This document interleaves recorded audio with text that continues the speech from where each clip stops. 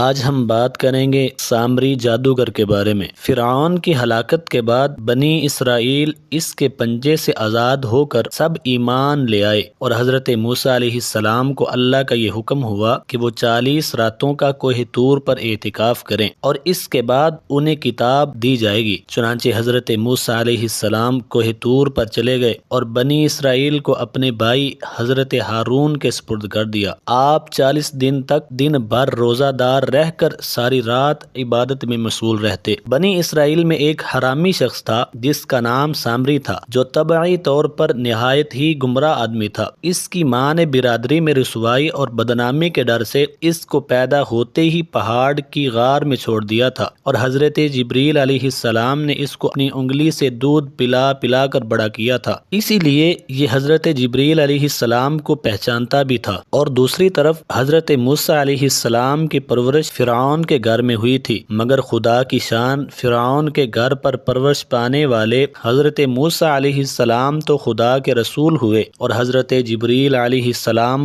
کا پالا موسیٰ سامری کافر ہوا، اور بنی اسرائیل کو گمراہ کر کے اس نے بچڑے کی پوجا کرائی۔ وہ کیا کسی نے خوب کہا کہ جب کوئی آدمی ازل ہی سے نیک بخت نہیں ہوتا تو وہ نامراد ہی ہوتا ہے، اور اس کا پرورش کرنے والا بھی ناکام اور نامراد ہوتا ہے۔ جن دنوں حضرت موسیٰ علیہ السلام کوہ طور پر معتکف تھے، سامری نے آپ کی غیر موجودگی کو غنیمت جانا اور یہ فتنہ برپا کر دیا کہ اس نے بنی اسرائیل کے سونے چاندی کے زیورات مانگ کر پگھلائے اور اس سے ایک بچڑا بنایا، اور حضرت جبریل علیہ السلام کے گھوڑے کی قدموں کی خاک جو اس کے پاس محفوظ تھی، اس نے وہ خاک اس بچڑے کے منہ میں ڈال دی، تو وہ اس خاک کی برکت سے بچڑا بولنے لگا۔ پھر سامری نے بنی اسرائیل سے کہا کہ اے میری قوم، حضرت موسیٰ علیہ السلام کوہ طور پر خدا کے دیدار کے لیے تشریف لے گئے ہیں، حالانکہ تمہارا خدا تو یہی بچڑا ہے، لہٰذا تم لوگ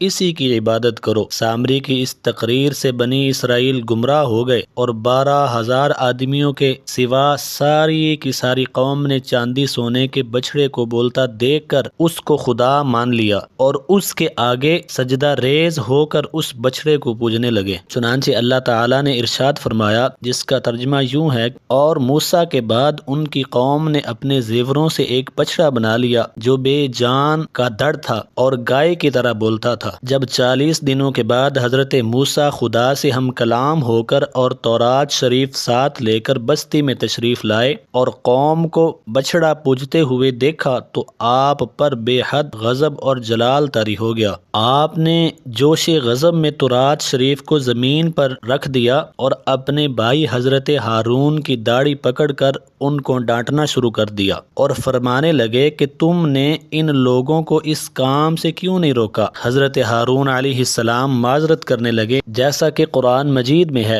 حضرت ہارون علیہ السلام نے کہا، اے میری ماں کے بیٹے، قوم نے مجھے کمزور سمجھا اور قریب تھا وہ مجھے مار ڈالیں، تو آپ مجھ پر دشمنوں کو ہنسنے کا موقع نہ دیں اور مجھے ظالموں میں نہ ملائیں۔ حضرت ہارون کی معذرت سن کر حضرت موسیٰ علیہ السلام کا غصہ ٹھنڈا پڑ گیا۔ اس کے بعد آپ نے اپنے بھائی حضرت ہارون کے لیے رحمت اور مغفرت کی دعا فرمائی۔ پھر آپ نے بچڑے کو توڑ پھوڑ کر اس کو ریزہ ریزہ کر کے دریا میں بہا دیا۔ ناظرین، اس سے جو ہمیں درس ہدایت ملا کہ قوم کے سربراہ کو اپنی قوم سے غافل نہیں رہنا چاہیے، اور دوسرا سبق ہمیں ملا کہ حضرت جبریل علیہ السلام کے گھوڑے کے پاؤں کی خاک میں جب یہ اثر تھا کہ بچڑے کے منہ میں پڑتے ہی بچڑا بولنے لگا، تو اس سے معلوم ہوا کہ اللہ والوں کے قدموں کے نیچے کی خاک میں خیر و برکت کے اثرات ہوا کرتے ہیں۔